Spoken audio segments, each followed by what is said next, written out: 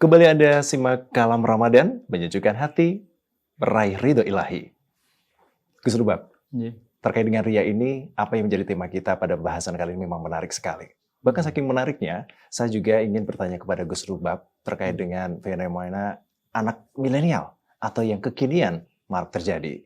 Misalnya mereka saat ini kan ada mengunggah dari hasil ibadahnya. Katakanlah di bulan Ramadan kali ini, ada yang mengatakan, Alhamdulillah ibadah puasa sudah selesai, sudah buka puasa. Tapi sambil captionnya dan memamerkan dari menu-menu hidangan yang ada. Atau juga ada yang menyetatus dengan quote, Alhamdulillah Ramadan 30 hari lagi. Atau Alhamdulillah puasanya tinggal 20 hari lagi. Bagaimana menurut Gus Rubab terkait dengan hal tersebut?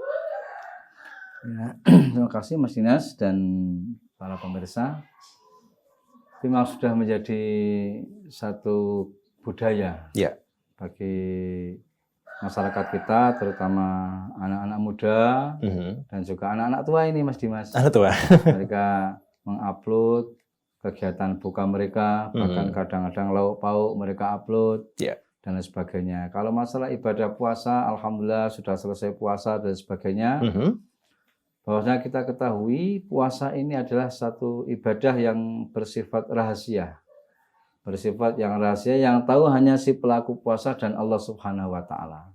Nah, maka kesakralan dalam berpuasa adalah menjaga kerahasiaan puasa tersebut. Cukup Allah yang tahu. Karena puasa adalah ibadah rahasia sampai Allah mengatakan wa anna ajibihi, maka akulah yang akan membalasnya. Jadi bahkan malaikat pun balasannya puasa berapa malaikat tidak mengetahui. Allah sendiri yang akan langsung membalas. Maka untuk menjaga daripada tujuan ibadah sir, ibadah rahasia puasa ini, ya sebaiknya kita juga sesuai dengan SOP-nya puasa. Begitu. Standar operasional puasa itu merahasiakan ibadah, ya kita jaga. Jangan sampai kita mengupload tentang puasa kita dan sebagainya, itu nanti mengurangi kesakralan atau mengurangi pahala daripada puasa tersebut.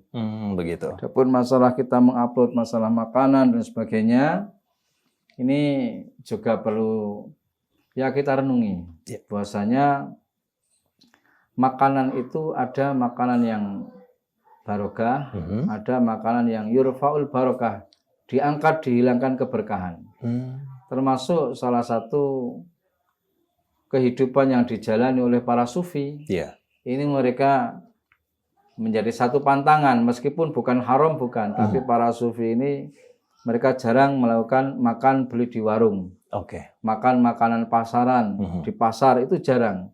Karena makan yang ada di warung atau di pasar ini makanan yang sudah dilihat oleh beberapa orang.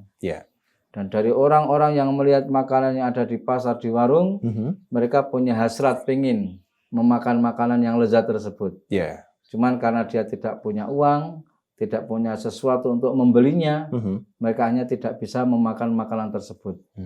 Makanan yang pernah dikepingini, pernah diinginkan oleh seseorang namun tidak kesampaian, maka ini makanan menjadi kurang barokah. Masya Allah. Begitu juga dengan makanan berbuka puasa, menu apapun yang kita upload di media sosial, ini dilihat oleh orang sedunia. Dan banyak orang-orang miskin yang kadang kurang makan, melihat uploadan kita, bahkan atau teman atau saudara kita sendiri, itu melihat uploadan tersebut, mereka merasa kepingin, pengen memakannya, mereka tidak mampu, ini justru mengurangi daripada keberkahan makanan tersebut.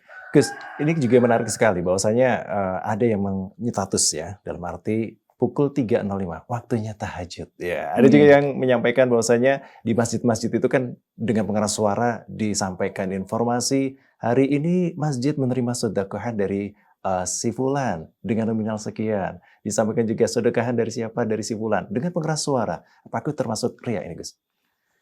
Ya, seperti yang tadi saya sampaikan, Mas Dimas, itu tergantung muatan atau tujuan dari si pengupload.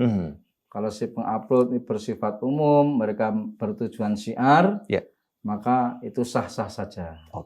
Cuman kalau amalan pribadi, dia di dalam hatinya ada perasaan pengen dilihat orang, pengen dinilai orang, pengen dikatakan wah sama orang, maka itu juga termasuk amalan yang riya, yang bisa mengurangi pahala ibadah kita atau bahkan bisa menghilangkan ibadah kita. Itu sangat berbahaya kalau kita beribadah dengan tujuan agar dilihat oleh orang lain.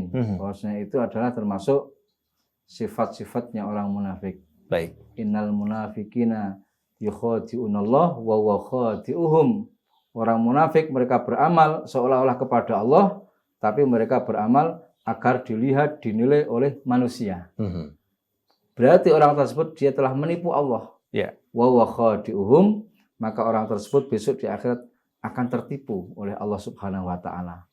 Dia masuk ke pintu Allah untuk minta pengembalian cashback pahala dari dia ibadah, tapi waktu itu besok di sana diwelehke kali malaikat, sama malaikat diwelehke. Kamu dulu ibadah kan bukan karena Allah. Begitu ya. Nah, sekarang kalau minta pahala ya jangan sama Allah. Kamu dulu ibadah untuk orang lain, untuk manusia, silahkan kamu minta sama manusia yang engkau pameri, yang engkau harapkan pujian-pujiannya. Oke, Jadi, begitu ya. Amalan riya atau munafik ini berbahaya. Dia memamerkan amal untuk manusia, maka orang tersebut dituntut minta pahalalah kepada manusia yang engkau pameri. Allah cuci tangan. Ya, Gus, jadi langkah yang paling tepat untuk menjaga diri kita dan juga menjaga hati kita ini agar terhindar dari namanya riya, apalagi dalam ibadah ini. Seperti apa ini, Gus? Ya, kiat-kiatnya adalah yang paling pokok adalah kita menuntut ilmu. Menuntut ilmu, ngaji di pondok pesantren itu agar kita tahu batasan-batasan hakikatnya riya yang bagaimana, agar kita tahu amal ibadah kita itu bisa utuh bagaimana.